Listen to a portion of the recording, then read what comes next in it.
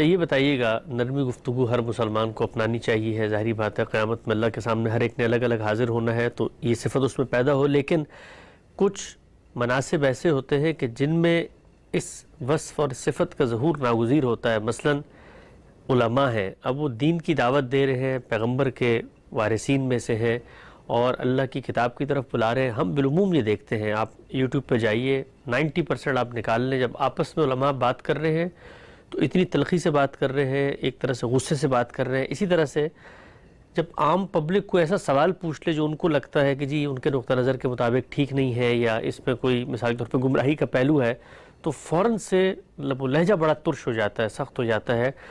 دین کے ایک عالم کے لیے کتنا ناگزیر ہے کہ وہ کم سے کم اللہ کے پیغمبر کی اس بات کو اپنائے؟ دین کے عالم کے لیے تو ناگزیر کیا، لازم ہے، اس کے فرائض میں سے ہے، اس لیے کہ اس کو وہ بات بیان کرنی ہے جس کو اس دنیا کا پروردگار یہ کہتا ہے کہ اس کی بات ہے. یعنی میں کوئی اپنا فلسفہ بیان کرنے کے لیے بیٹھا ہوں، اپنے کوئی نتائج فکر ہیں جن کو بیان کرنے کے لیے بیٹھا ہوں، میری کوئی اس کے ساتھ افادیت وابستہ ہے تو چلے، ایک آدمی نے جو کرنا کر لیا. یہاں تو آپ ایک ذمہ داری ادا کرنے بیٹھے ہیں، یعنی تحقیق کر رہے ہیں تو ایک ذمہ داری ادا کر رہے ہیں، تعلیم و تربیت میں مصروف ہیں تو ایک ذمہ داری ادا کر رہے ہیں، لوگوں تک کوئی بات پہنچا رہے ہیں جس کو آپ دعوت یا اصلاح کی بات کہہ سکتے ہیں تو ذمہ داری پوری کر رہے ہیں. یہ ذمہ داری ہے کیا؟ یہ ذمہ داری وہی ذمہ داری ہے جو اللہ نے اپنے پیغمبروں کو سونپی ہے. اسی وجہ سے یہ آپ یاد رکھیں کہ میں نے اپنی کتاب میں بھی اور دوسری جگہوں پر بھی بار بار اس جانب توجہ دلائی ہے کہ پیغمبری ختم ہو گئی، نبوت ختم ہو گئی.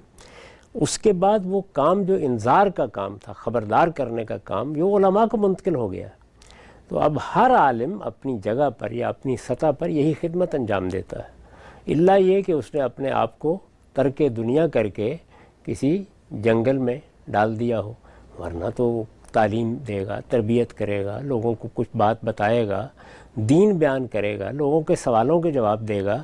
ان سب موقعوں پر سب سے بڑھ کر اس کی ضرورت ہے. چنانچہ قرآن مجید نے اس باب میں جو ہدایات دی ہیں وہ دیکھنی چاہیے. ان میں کیا کہا گیا ہے کہ اس کا پورا امکان ہے کہ تمہارے مخاطبین صحیح رویہ اختیار نہ کریں، وہ آگے سے تحقیر کا، استہزاء کا اور استخفاف کا طریقہ اختیار کر لیں.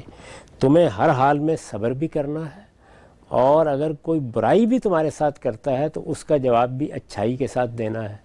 پھر یہ کہا ہے کہ یہ وہ چیز ہے کہ جو بڑے نصیب کے لوگوں کو حاصل ہوتی ہے. تو اس لیے پیغمبروں کے بارے میں نہ صرف یہ کہ ایک اسوہ ہمارے سامنے موجود ہے یا ان کی دعوت کے بارے میں اللہ تعالیٰ نے اپنی کتاب میں پورا لائے عمل بیان کیا ہے. اور انسان چونکہ غصے میں آ جاتا ہے، رد عمل کی نفسیات میں مبتلا ہو جاتا ہے، تو وہاں دیکھیے الفاظ کیا ہیں، فَإِمَّا يَنزَغَنَّكَ مِنَ الشَّيْطَانِ نَزْغٌ فَاسْتَعِذْ بِاللَّهِ. اگر کسی اس طرح کی گفتگو میں کوئی سوال کا جواب دیتے ہوئے دوسرے کے کسی رویے کو دیکھ کر رد عمل کے نتیجے میں کوئی اکساہٹ پیدا ہو جائے، اور فرمایا کہ شیطان یہ اکساہٹ پیدا کر دیتا ہے، تو اس موقع پر لاحول پڑھو، شیطان سے پناہ مانگو، اللہ کی پناہ مانگو، اس لیے کہ تم ایک بڑا کام کرنے کے لیے بیٹھے تھے. چنانچہ حکمت عملی کی آیت کو بھی اگر آپ دیکھیں تو وہ کیا ہے، ادعو الی سبیل ربک بالحکمت والموعظۃ الحسنہ وجادلہم باللتی ہی احسن. یعنی جہاں جہاں بھی قرآن مجید دعوت کو زیر بحث لایا ہے وہاں خاص طور پر یہ نصیحت کی ہے. اس میں ہوتا کیا ہے، آپ کام خدا کا کرنے بیٹھے ہوتے ہیں اور ایک خاص طرح کا آپ کے اندر ظلم پیدا ہو جاتا ہے، میں تو حق پر ہوں، میں تو صحیح بات کہہ رہا ہوں. ہمارے ہاں علم کی جو روایت قائم ہوئی ہے اس میں چونکہ ایک لمبے عرصے تک علماء کے پاس قضاء کا منصب رہا ہے، یعنی وہ دین کے دائی، دین کے عالم اور دین کے محقق کی حیثیت سے کم اور زیادہ بڑی تعداد میں قضاء کے حوالے سے چیزوں کو دیکھتے رہے ہیں. چنانچہ فتوے کی زبان استعمال کرتے ہیں، اس میں دعوت کی زبان نہیں ہوتی. دعوت کی زبان میں ترغیب ہوتی ہے، محبت ہوتی ہے، دوسرے کے جذبات کا لحاظ کر کے بات کہی جاتی ہے. وہاں انسانی نفسیات کو پیش نظر رکھ کے بات شروع کی جاتی ہے اور کسی جگہ اس کو کسی منتہا تک پہنچایا جاتا ہے. چنانچہ یہ ترتیب ہی وہاں ختم ہو جاتی ہے. یعنی ایک بات آتی ہے، وہ بات آپ نے بیان کر دی، اب مخاطب ہر حال میں اگر وہ آپ کی بات نہیں مان رہا تو وہ آپ کی तान व तशनी का भी हदफ है, वो आपके फतवे का भी हदफ है, वो आपकी तंबीह का भी हदफ है, और अगर मौका मिल गया आपको तो वो ज़जर व तौबीख का भी हदफ बन गया है। तो ये हमारे यहाँ आम तरीका है। इसी झैल में ये आपको याद होगा कि पिछले दिनों ये मौजू भी बन गया था कि बाज़ मौक़ों पर दीनी गैरत का इजहार करना होता है, तो मैंने उसमें ये तवज्जो दिलाई थी कि गैरत का जज्बा तो इंसान का एक जबिल्ली जज्बा है। बाज़ लोगों ने इसके बारे में ये कहा कि गैरत तो असल में एक समाजी तश्कीलात की नौइयत की चीज़ है। ऐसा हरगिज़ नहीं है। नफ़रत, मोहब्बत, गैरत, ये सब चीज़ें जबिल्ली तौर पर इंसान को दी गई हैं। असल में इनके इजहार के तरीके क्या होंगे, इससे समाजियात वजूद में आती है, जिसको आप समाजी तश्कीलात कहते हैं या समाजी अखलाकियात कहते हैं। वो इजहार के तरीके हैं। वो मोहब्बत के इजहार के तरीके भी समाजी तश्कीलात ही की सूरत इख्तियार करेंगे। नफ़रत का मामला भी यही होगा, लेकिन इसके दायियात हमारे अंदर मौजूद हैं। ये चीज़ें चूँकि जबिल्ली तकाज़े से हैं मौजूद, इस वजह से पैदा भी हो जाती हैं। अच्छा, इनका मामला भी इनफ़ियाली है, यानी बाहर से कोई हरकत पैदा होगी, बाहर से तहरीक आएगी, तो इनकी तरफ से जवाब का अंदेशा होता है। उस मौके पर तत्हीर और तज़किये के मकसद को सामने रखा जाए, जो हमारे दीन का मकसद है कि तुम पाकीज़गी इख्तियार करो। पाकीज़गी ज़ाहिर बात है कि फ़ौरी तौर पर आपको मतवज्जे करेगी कि अब तुम्हारे लबो लहजे को, तुम्हारी गुफ्तगू को, तुम्हारे अल्फाज के इंतखाब को किसी ख़राबी से आलूदा नहीं होना चाहिए।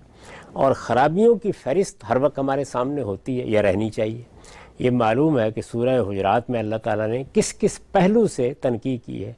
अपने आप को बड़ी चीज़ ना समझो, अपने किसी कबीले या अपने किसी गिरोह के तासुब को अहमियत ना दो, दूसरे लोगों के साथ तमस्खुर का रवैया इख्तियार ना करो, उनके उयूब की खोज में ना रहो, टो में ना रहो, उनके बारे में बदज़नी इख्तियार ना करो, बल्कि ज़्यादा गुमान करने से बचे रहो, गीबत ना करो, बुराइयाँ ना उछालो, तान व तशनी का तरीका इख्तियार ना करो।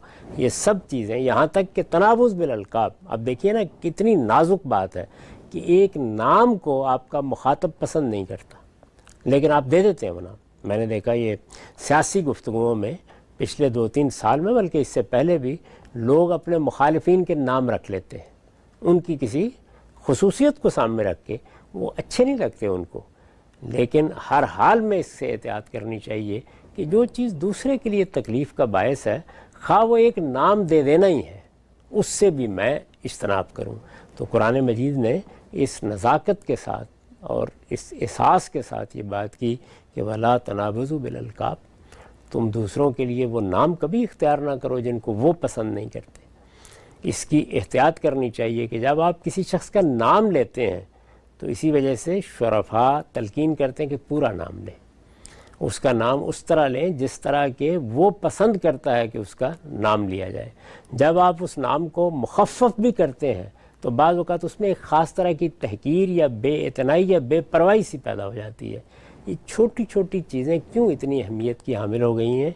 इसीलिए कि बाहमी रवाबित की बुनियाद असल में आपकी ज़ुबान पर है, और ज़ुबान के बाद आपका लबो लहजा, आपका रवैया, क्योंकि ये सारी चीज़ें तो मिल के एक वहदत बनती हैं।